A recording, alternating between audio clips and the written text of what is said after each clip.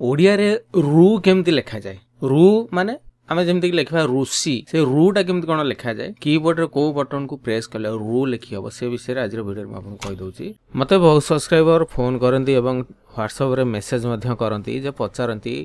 रु केमती कौन लिखा तो से आज गोटे छोटिया वीडियो मुझे करुँची आपण मैंने देखी नियंतु जे रु केमती कौन लिखा से विषय में आपको जन दूसरी एठी मु खोली पेज मेकर एवं आकृति सॉफ्टवेयर खोली आकृति सॉफ्टवेयर जो ऑप्शन में काम करुँची एठी लेआउट रे देखंतु आपण आकृति इंग्लिश फोनेटिक रे मु काम जदि आपण सिलिपि ऑप्शन में काम करूछनी तबे तार को बटन प्रेस कले मु जानिनी किंतु आकृति इंग्लिश फोनेटिक रे मु एठी कामटा करूछि बा टाइपिंग करूछि रु लिखिबा पई कीबोर्ड रे जो आपनकर अछि प्लस आ माइनस बटन सेटा को आपण प्रेस करिवे खाली जदि प्रेस करिवे ताले रु फला बाहर मुझे प्रेस कली खाली जदि प्रेस कर रु फला बाहर किंतु मुझे